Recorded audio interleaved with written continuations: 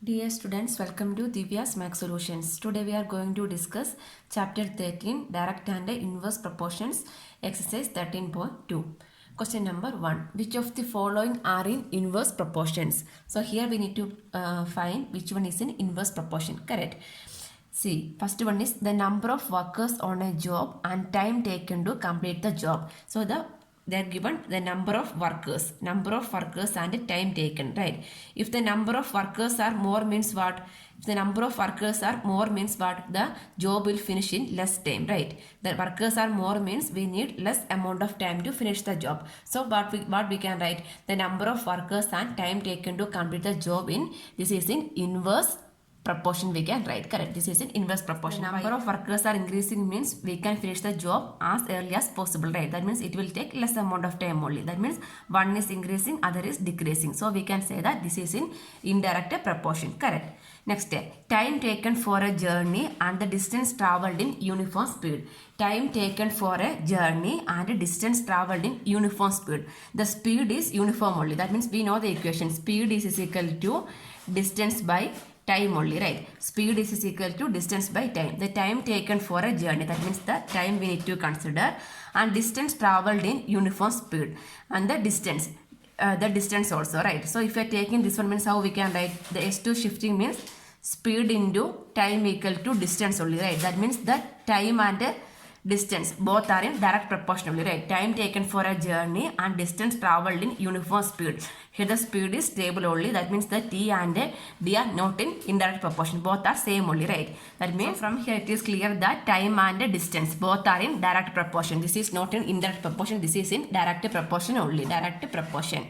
Next, area of cultivated land and crop harvested. Area of cultivated land. Cultivated land means the land is cultivated. If the land is cultivated means what will happen? We will get good amount of harvesting we will get, right? That means the cultivation is less means what? Harvesting is less only. Cultivation is more means what will happen? We will get more amount of crops, right? So both are in direct proportion. This is also not in indirect proportion. This is in direct proportion. We got only first one as indirect proportion till now. Next, fourth one, time taken for a fixed journey and the speed of the vehicle. Time taken and speed. Say again we can go for the equation. Speed is equal to distance by time. Here speed is equal to distance by time. Here what we need to compare? Time taken. Time taken for a fixed journey and speed.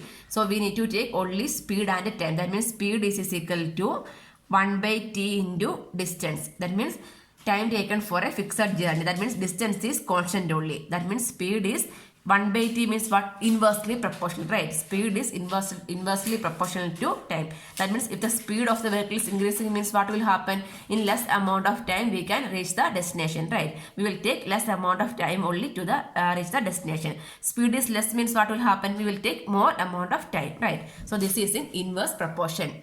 This is in inverse proportion we can write. Next step. Population of a country and the area of land per person. So population of a country and the area of land per person. Population of the country is increasing. Population is increasing. That means population is increasing means what will happen? Each person, a person will get land means each person will get a less amount of land only, right? That means population is less means what will happen? Each one have more amount of land. That means population and area of land per person is inversely proportional. This is in inverse proportion we can write. Question number 2. In a television game show, the prize money of rupees 1 lakh is to be divided equally among the winners. Complete the following table and find whether the prize money is given to an individual winner is directly or inversely proportional to the number of winners. So here we need to check this is in direct proportion or inverse proportion. Then it is given prize money of rupees 1 lakh is divided equally among the winners, right? Equally means for, if it is only for one winner means the money is given to, the full money is given to that person. If it is 2 means what? Equally means what? 1 lakh divided by 2 means 50,000. That means each person get 50,000 each, right? So like that only here the prize money is calculating. So from here it is clear that number of winners and prize money are in inverse proportion, correct? That by the number of the prize money, means the number of winners are increasing means what will happen? The number of winners are increasing means prize money is decreasing, correct? The number of winners increasing means prize money is decreasing, correct? The number of winners, if the winners are more means what will happen? If there is only one winner means that person will get rupees 1 lakh. If it is 2 means that is divided into 50,000. That means one person get 50,000 and other will get 50,000. Then if it is 3 means what will happen? 1 lakh divided by 3. Like that each person, the number of winners are increasing means prize money is decreasing. So what we can say from here, it is clear that this is in inverse proportion. That is the one part of the question, right? Inverse proportion we can write. That means the number of winners and prize money are in inverse proportion, because winners are increasing means prize money is decreasing. That we need to write it as a statement. Okay, next we need to complete the table, right? For one, this is for one winner means prize money is 1 lakh. For 2 means how it is calculated? Equally means we need to divide by 4 only, right? For this case, 4 winners, correct? So that we need to find. When the number of winners are 4, right? We need to find each person will get how much. If number of winners are 4. So each person get how much? Total is 1 lakh. 1, 2, 3, 4, 5. 1 lakh divided by 4, right? 25 fours are 100. Then 3 zeros. That means 25,000 each. Each person get rupees 25,000.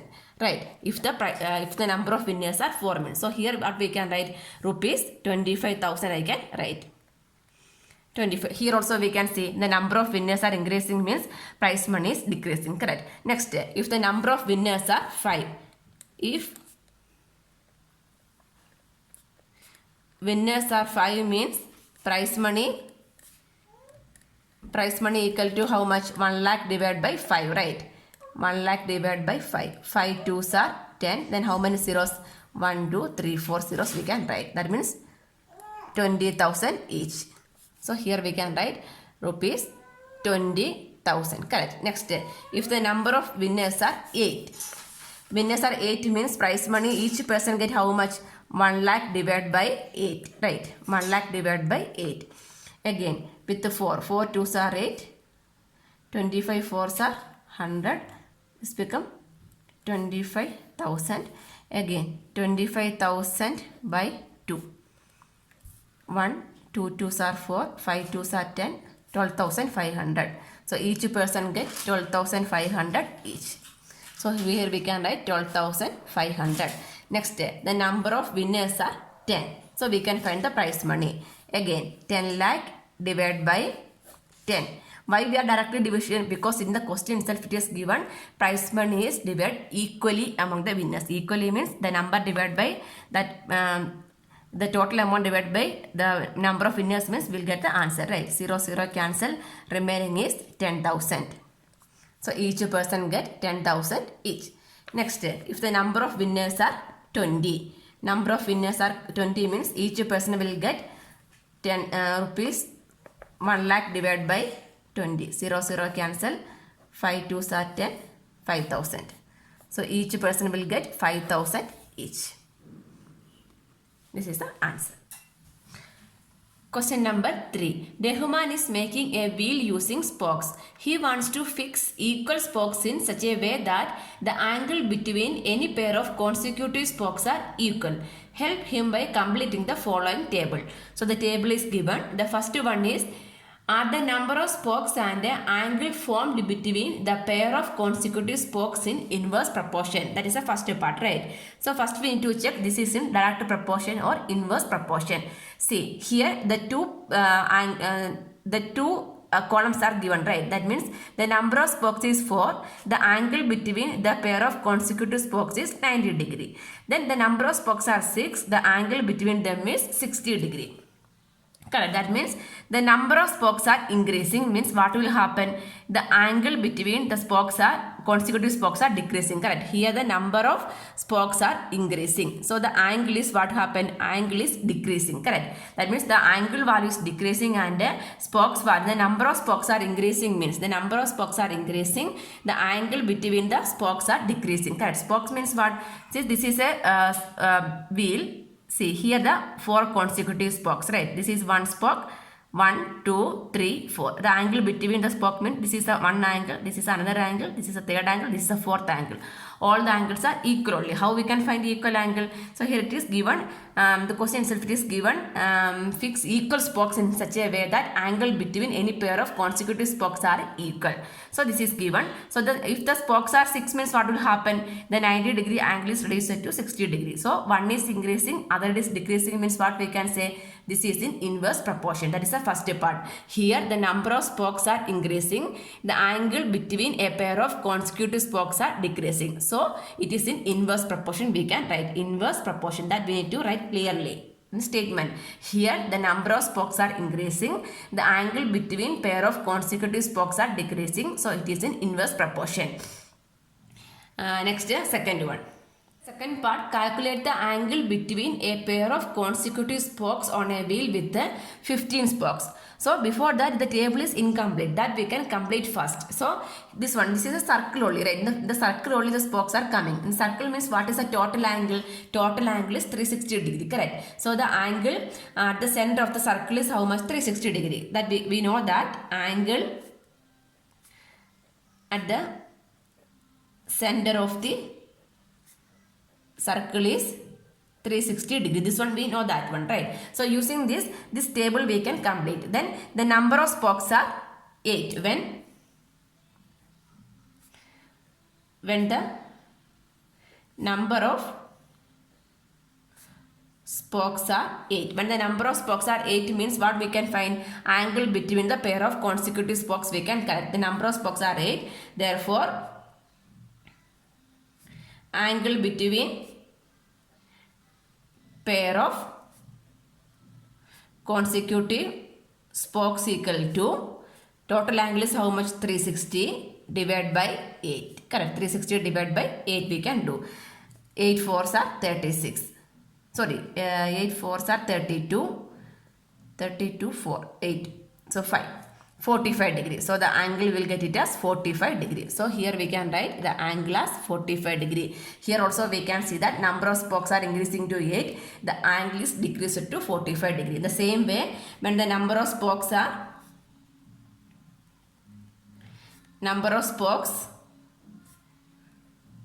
10. When the number of spokes are 10 we can find the angle, correct? So angle between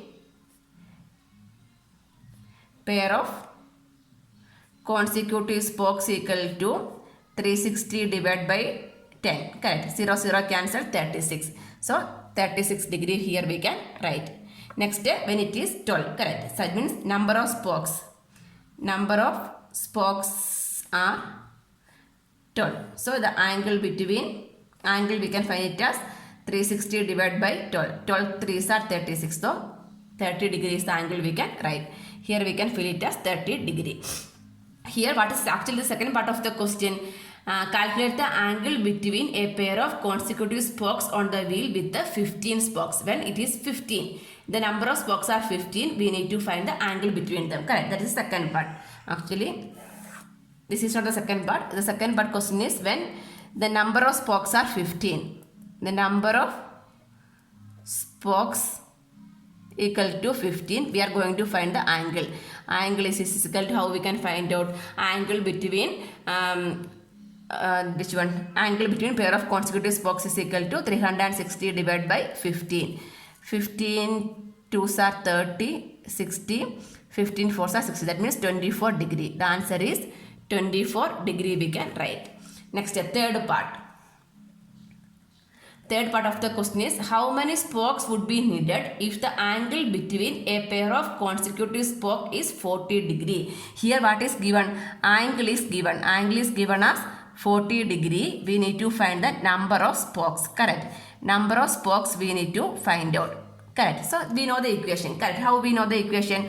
Here the angle is equal to, we know that how we can find the angle? Angle is equal to total, the circle total angle is how much? 360 divided by, what is this? 15, number of spokes, right? Number of spokes. So here from here the equation we can write, therefore number of spokes equal to number of spokes is equal to what? 360 divided by this number of spokes is shifting to this side and angle is shifting to here. That means 360 divided by angle. So that is equal to 360 divided by 360 degree divided by angle is how much? 40 degree. So 0 0 cancel. 9 4s are 36. That means 9 is the answer. That means number of spokes would be needed to make which one? 40 degree angle is 9. We can write answer. Question number 4. If a box of seeds is dividing among 24 children, they will get 5 sweets each. How many would each get if the number of children is reduced by 4? So here what is given? If a box of seeds is dividing among 24 children, correct? Number of children is how much? Number of children is 24. Then each child get number of sweet each child get. So like this we can create two columns. So the number of seeds are 24. Each child get how many seeds? 5 seeds. Then how many would each get if the number of children is reduced by 4? The number of children is 4 means how many each one will get? That is the question. Correct. So here we need to find out this is in direct proportion or indirect proportion first. That means the number of children are more means what? Each child will get less amount of seeds only. So now we are going to find the number of seeds each child get when the number of children are 4. Right. So then if you want to find out means we need to know the total number of seeds, right? But we don't know the total amount of seeds, total number of seeds, right? But we know that this thing, number of children is 24 means each child get 5. From here we can find the total number of seeds, right? So how we can find the total number of seeds? Total number of seeds equal to, how we can find out? Each child get to 5. That means like that how many children are there? 24 children. So how we can find the total? 24 into 5 only, right? That means 24 into 5 means we will get the total number of seeds. 24 into 5 is how much it will come? 120, right? So 120 is the total number of seeds. Next we are going to find out, here the number of children are not 4. Here it is mentioning the number of children are reduced by 4. Reduced by 4 only, correct? Reduced by 4. Reduced by 4 means what was the number of children? 24. That was reduced by 4 means 24 minus 4 here we need to write. 24 minus 4 means how much it will come? 20. That means if the number of children are 20 means how many seeds each child will get. Understand? Here the question is if the number of children is reduced by 4. So here it is given total number of children as 24. It is reduced by 24 means what? 24 minus 4. Now the number of children are 20 means how many seeds each child will get. What we can do? Total number of seeds divided by number of children means what we will get? Number of seeds each child get, we will get, right? So now we can find number of seeds each child get when the number of students are 20. Correct. So this is equal to how we can write total number of seats are 120 divided by now the number of students are how much? 20. So 0 0 cancel 6. That means each child get 6 seats we can write answer. Next we can go for question number 5. Question number 5. A farmer has enough food to feed 20 animals in his cattle for 6 days. How long would the food last if there were 10 more animals in this cattle? Okay. So here the animals, the number of animals is there. And enough food to feed 20 animals in his cattle for 6 days. That means number of days is also given. Number of animals and number of days. Like this we have 2 columns. Correct. The first one is a farmer has enough food to feed 20 animals. The number of animals are 20 in his cattle for 6 days. Then next we need to find how long would be the food last if there were 10 more animals in this cattle. 10 more. 10 more, not 10, 10 more. That means 20 plus 10. Correct. 10 more. Additional 10 is coming. That means 20 plus 10, how we can write? 30 animals. If it is the number of animals are 30 means we need to find how many days, number of days we need to find out. Correct. The number of animals and the number of days. Here we can see that number of animals and a number of days. Correct. The number of animals are more means what will happen? The food will last for less number of days only. Correct. That means each day we need to feed all the animals. That means the amount of food will reduce. But the number of animals are less means what will happen? We have enough food for feed them. Right. That means the number of days we can feed is increasing. Understand the concept, right? Suppose we have 10 chocolates. Then if there is only 2 children means what we can give? We can give them 5, right? But if the number of children are increasing to 5 means what? Each child will get 2 only, right? That means the number, like the same way only, if the number of animals are more means we need to give food for each animal. That means the amount of food will decrease. That means the number of days we can keep the food is also decreasing. But the number of animals are less means what will happen? We can give them the food for more animals. Correct. We can preserve the food for more days. That means one is increasing, other is decreasing. So what we can say? This is in indirect proportion only, right? So these two are in indirect proportion. Here the number of animals and number of days are in inverse proportion we can write. This is in inverse proportion. Inverse proportion means the given things how we can write. If it is direct proportion means how we will write? The ratio is equal. 20 by 6 is equal to 30 by the unknown value we can take it as x, right? So like that only we are writing. Direct proportion means how we can write? 20 by x is equal to 30 by x we can write. But here it is inverse proportion means how we can write? The cross thing only. That means 20, these two things. 20 by 30 equal to 6 by x, x by 6 we can write. 20 by 30 equal to x by 6 we can write. Correct. Because this is in inverse proportion. From there we can find the value of x. X is equal to, what is the value of x? Therefore x equal to, this cross multiply, 20 into 6 divided by 30 we can write. Correct. 20 into 6 by 30. 3 2s are 6. That means x is equal to, how, what we will get? X equal to 4. That means the number of days equal to 4 we can write. 4 days we can write. Otherwise one thing we can do, the total we can find out. Correct.